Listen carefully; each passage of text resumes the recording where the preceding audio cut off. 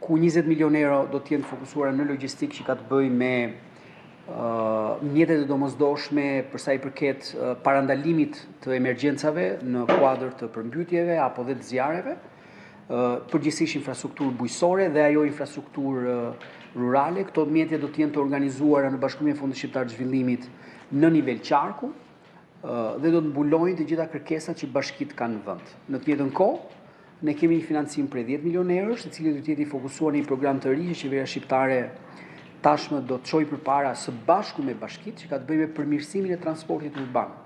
Ku ne dim shumë mirë që tashmë transporti urban mangësitë e veta që ka pasur ndër dekadat e fundit, në fakt po i nxjerr edhe më shumë pa si e lloj e kërkesës të atyre që vinë dhe vizitojnë Shqipërinë për të përdorur këtë shërbim për të eksploruar Shqipërinë në të gjitha bashkitë e vendit.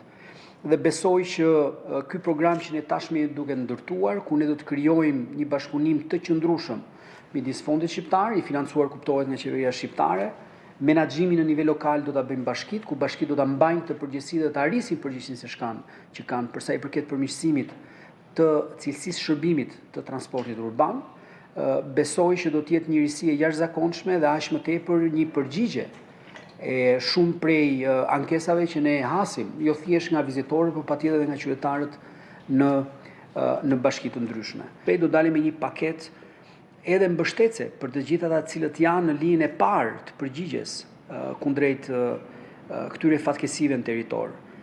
Dhe ne atë bonus që shpeshherë japim të gjithë zjarfiksëve në fund të sezonit të zjarreve, në fakt qeveria do dalë shumë shpejt me një propozim që ky bonus të shpërndahet për gjithë ata të cilët luftojnë me këto episode në fillim të sezonit, brenda muajit korrik, duke marrë në konsiderat gjithë shtrimin e këtij sezoni deri në mes të muajit shtator.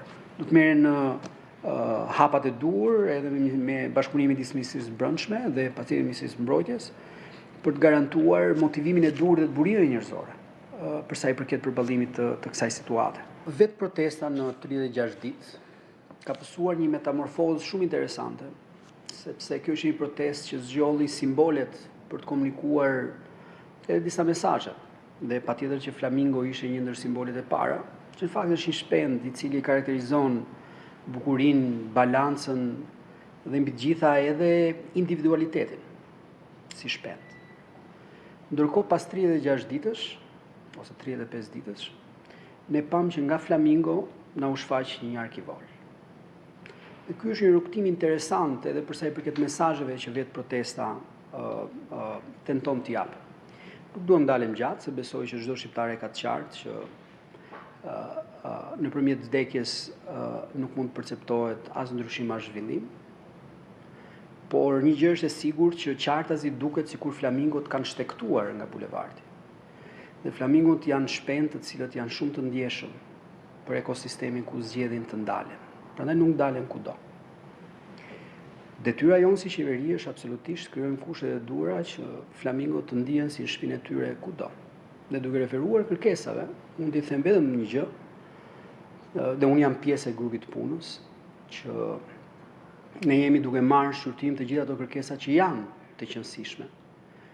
Dhe në fakt kanë qenë pjesë e prioriteteve, janë pjesë e prioriteteve qeverisë shqiptare. Janë disa prioritete të reja që ne patjetër duhet i marrim konsiderat. Patjetër ne duhet të kalibrojmë shpejtësinë e disa nismave dhe iniciativave të cilat qeveria po ndërmerr. Dhe unë besoj që kjo është shumë e shëndetshme. Unë besoj që kjo protestë sjell një energji të shtuar dhe karburant të shtuar edhe për sa i përket reformave në tërësi. Dhe jam i bindur që ne do ta kemi të gjithë vëmendjen e duhur, që jo thjesht t'i dëgjojmë, jo thjesht t'i lexojmë, po patjetër një moment caktuar pse jo edhe të flasim me çdo i cili është i prirur kundrejt një komunikimi i cili ofron produkt real për sa i përket jetës qytetare. Disa prej kërkesave që mund të jenë, se tani dhe protesta në vetvete është bërë nga që ne ndjekim me kujdes dhe kërkesat janë bërë çik vështira për kuptuar kush grup ndjer çfarë, por që të jemi sinqert, këto tre kërkesa në fakt nga një subjekt politik janë kërkuar përpara se të fillonte protesta, që të jemi sinqert. Në fakt, për paketën e maleve, unë pasi e kam ndjekur sepse është një program që e ndjek në kuadër të portofolit, ishin filluar mblidheshin dhe firma për sa i përket kësaj nisme. Shiko, ne duhet të jemi të sinqert me njëri tjetrin. Dhe unë po përdor paketën e maleve thjesht për ta ilustruar. Besoj që ka vend ku komunikimi duhet të jetë më i qartë.